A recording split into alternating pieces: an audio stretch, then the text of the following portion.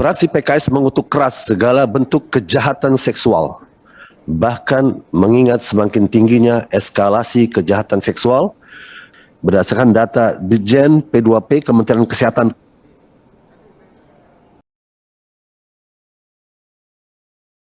Mudah-mudahan tidak ada hal-hal yang gangguan berikutnya yang tidak kita inginkan di sana.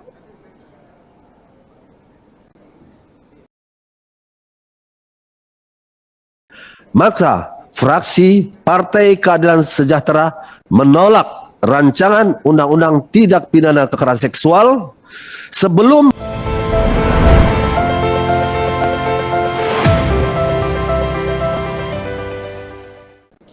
Terima kasih pimpinan dan para anggota yang kami hormati, para wartawan dan tenaga ahli.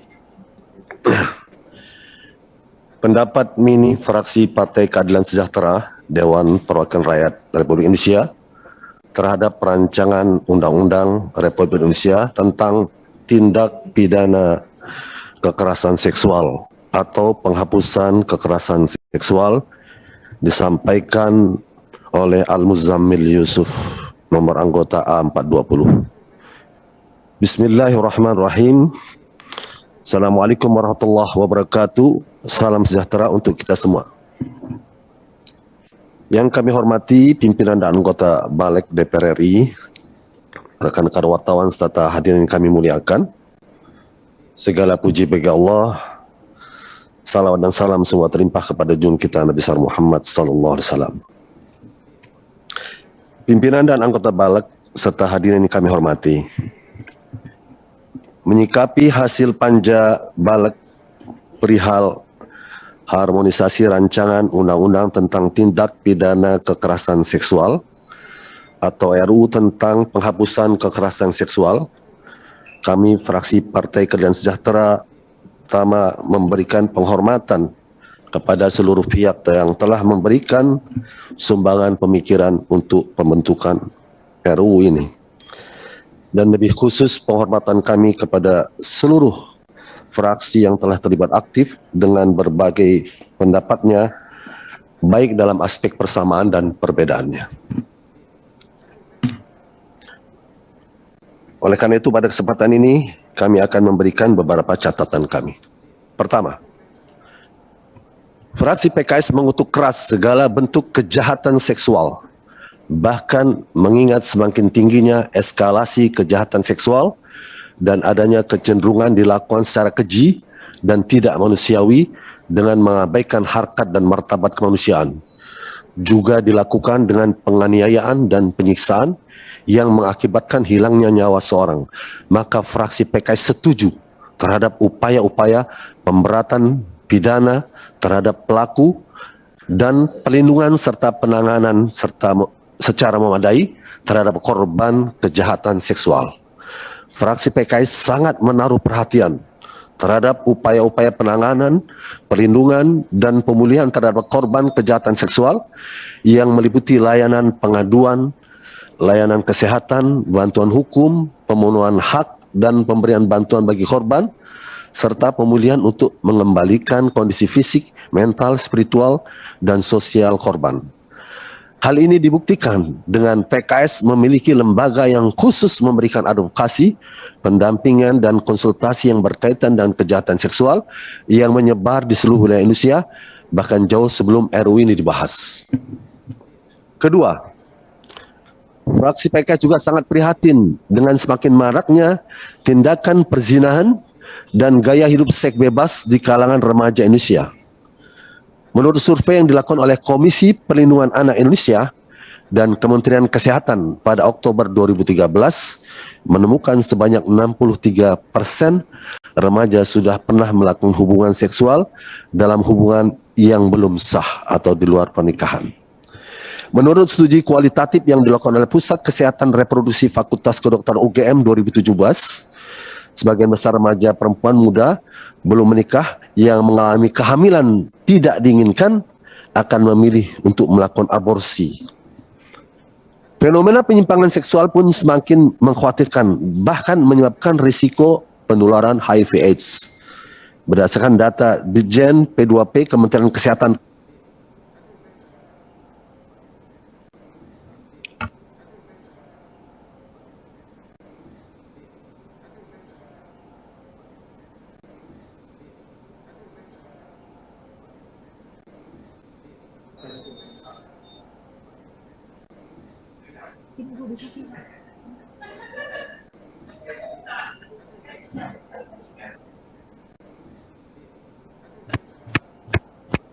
Mungkin dari Pak Sam nih. udah nyala.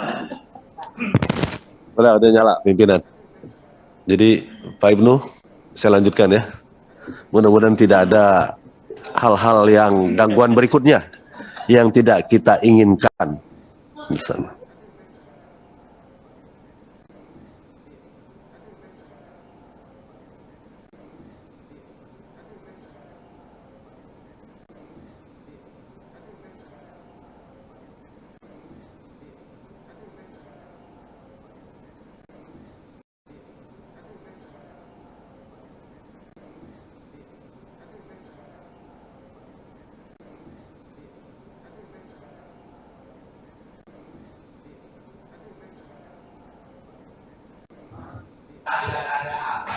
Sini aja, Pak.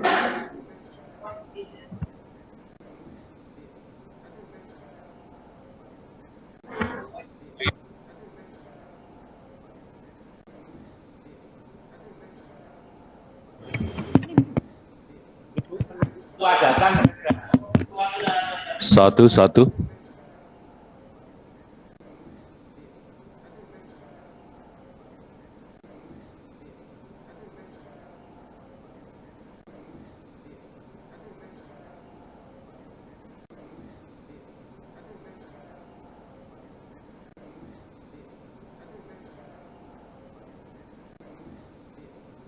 Sabar Pak Muzamil. Iya Pak.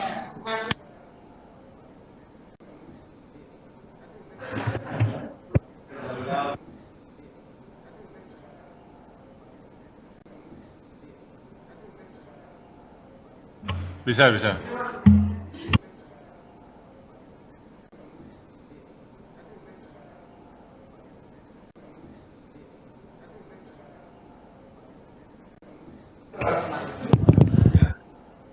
Coba kami.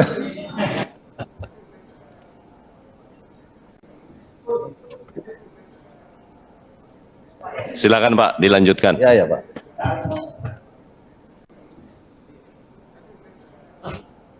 Jadi mudah-mudahan putusnya ini benar-benar eksiden alami ya Pak Firman, insyaallah dengan segala husnuzon.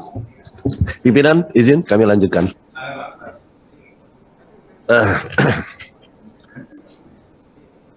Fenomena penyimpangan seksual pun semakin mengkhawatirkan, bahkan menyebabkan risiko penularan HIV/AIDS. Berdasarkan data Ditjen P2P Kementerian Kesehatan tahun 2019 menunjukkan bahwa terjadi peningkatan kasus HIV/AIDS yang mengalami puncak pada 2019. Data UNAIDS 2019 menunjukkan bahwa penyebab risiko penularan tertinggi HIV/AIDS berasal dari laki-laki seks dengan laki-laki atau homoseksual. Dengan demikian diperlukan undang-undang yang mengatur soal larangan perzinahan dan penyimpangan seksual, berikut sanksi hukumnya. Ketiga, berdasarkan putusan Mahkamah Konstitusi dalam perkara nomor 46/PU 14/2016 yang diajukan oleh AILA Indonesia bersama sejumlah pihak, pemohon meminta Mahkamah Konstitusi memperjelas rumusan delik kesusilaan yang diatur dalam pasal 284, pasal 285, dan pasal 292 KUHP. Pemohon dalam gugatannya meminta pasal 284 tidak perlu memiliki unsur salah satu yang berbuat zina sedang dalam ikatan perkawinan dan tidak perlu ada aduan.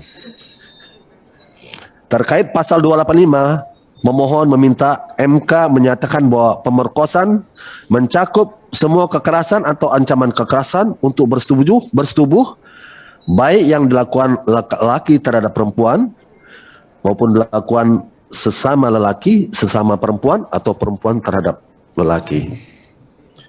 Sementara pasal 292, pemohon meminta dihapuskannya frase belum dewasa, sehingga perbuatan seksual sesama jenis dapat dipidana tanpa memandang umur.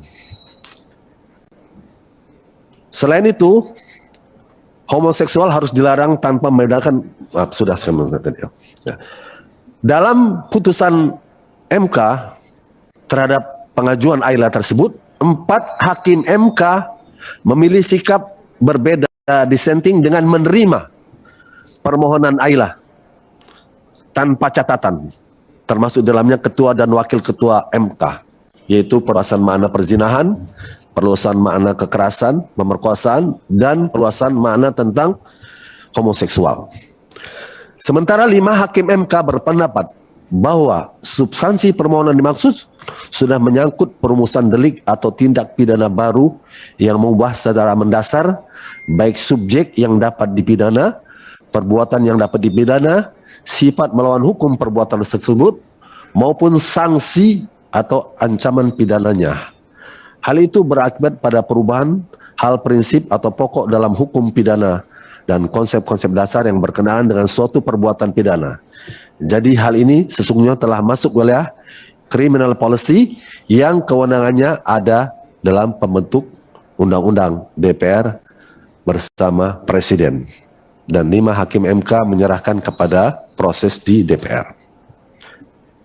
Keempat, fraksi PKS juga mengusulkan agar penyusunan materi muatan dalam RUU tentang tindak pidana kekerasan seksual harus disesuaikan dengan RKUHP, terutama berkaitan dan ketentuan tentang tindak pidana kesusilaan. Sinkronisasi meliputi konsistensi penggunaan istilah dan nomenklatur hukum terkait tindak pidana kesusilaan, ruang lingkup tindak pidana dan pemidanaan, serta ketentuan sanksi dan penegakannya. Idealnya pembahasan dan pengesahan RUU KUHP yang merupakan carry over dapat terlebih dahulu diselesaikan, atau pembahasan RUU tentang tindak pidana kekerasan seksual ini dilakukan berbarengan dengan pembahasan RKUHP, mengingat materi muatannya sama-sama mengatur perihal tindak pidana yang berkaitan dengan kesusilaan, sehingga penyusunan normanya sejalan satu sama lain. Namun sampai saat ini pembahasan RKUHP belum berjalan, sehingga fraksi PKS menilai penting untuk memasukkan tindak pidana kesusilaan yang diatur dalam RKUHP ke dalam RUU tentang tindak pidana kekerasan seksual, supaya tidak terjadi kekosongan hukum pengaturan terkait perzinahan dan penyimpangan seksual sebagaimana diamanatkan oleh MK merupakan kewenangan pembentuk undang-undang. Kelima, fraksi PKS mengapresiasi seluruh pimpinan anggota Panja yang telah mengakomodir beberapa usulan kami terkait materi muatan RUU ini. Di antaranya, menambahkan klausul dalam poin menimbang bahwa kekerasan bertentangan dengan norma agama dan norma budaya bangsa Indonesia. Hal ini sejalan dengan landasan filosofis dalam Pancasila, khususnya sila kemanusiaan yang adil dan beradab yang dijiwai oleh sila ketuhanan yang Maha Esa, telah menjamin pentingnya perlindungan martabat manusia berdasarkan norma agama dan budaya bangsa Indonesia. Selain itu telah dimasukkan juga asas-asas dalam pengaturan tindak pidana kekerasan seksual yang didasarkan salah satunya iman, takwa, serta akhlak mulia. Juga masukan kami berkaitan dengan peran keluarga dan pendekatan pendidikan dalam pencegahan kekerasan.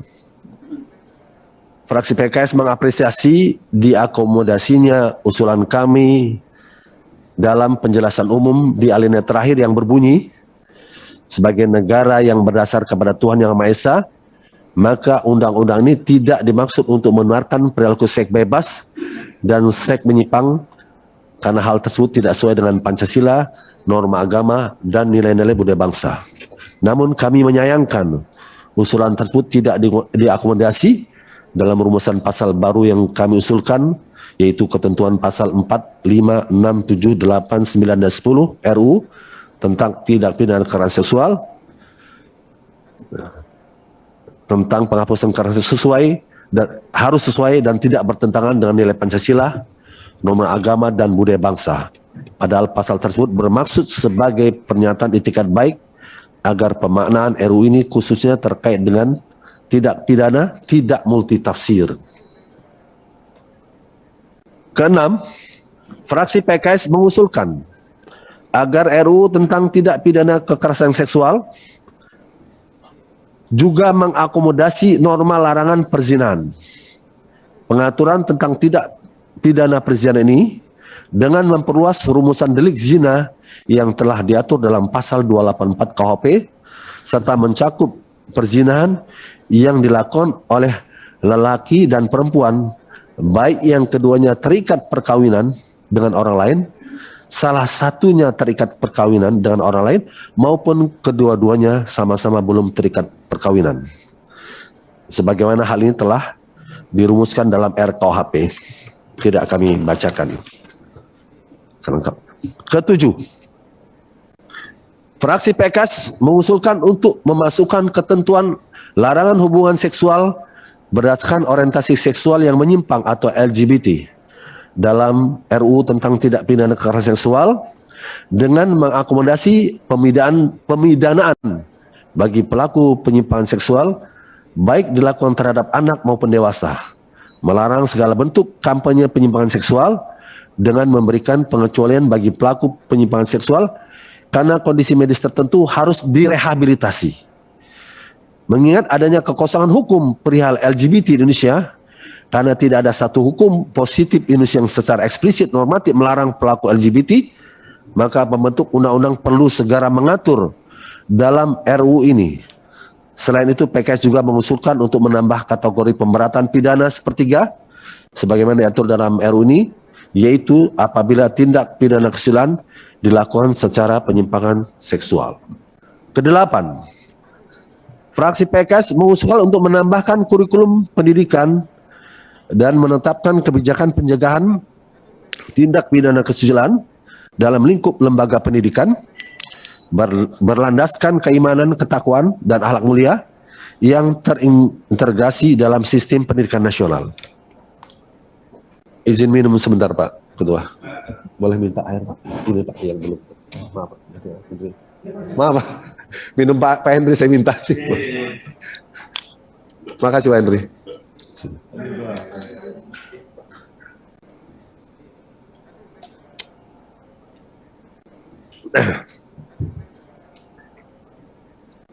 Dalam kurikulum pendidikan tersebut dijabarkan mengenai larangan untuk melakukan perbuatan seksual yang dilarang oleh agama dan norma masyarakat Indonesia, yaitu seks bebas dan seks menyimpang. Selain itu juga dijabarkan mengenai upaya-upaya pencegahan agar terhindar dari tindak pidana seksual, yaitu dengan mengenal fungsi tubuh secara biologis, fisiologis, dan spiritual, menghindari pergaulan bebas yang bisa menjerumuskan ke dalam penyalahgunaan narkoba dan minuman beralkohol yang bisa memicu terjadinya tindak pidana kesusilaan, serta pengaturan karakter generasi muda Indonesia yang beriman, bertakwa, dan berakhlak mulia. Kesembilan, fraksi PKS menilai bahwa dasar pemidanaan dalam RUU tindak pidana kekerasan seksual masih menggunakan tolak ukur hanya adanya kekerasan atau ancaman kekerasan, sehingga tidak komprehensif untuk menjangkau tidak pidana perzinahan dan penyimpangan seksual. Dengan demikian, hanya perbuatan yang dilakukan dengan kekerasan atau ancaman kekerasan saja yang dapat dipidana menurut undang-undang ini. Akibatnya, perbuatan seksual yang dilakukan di luar perkawinan yang sah, dilakukan tanpa paksaan atas dasar suka sama suka, dilakukan tanpa kekerasan, termasuk segala bentuk penyimpangan seksual, tidak dijangkau oleh pengaturan dalam RUU ini.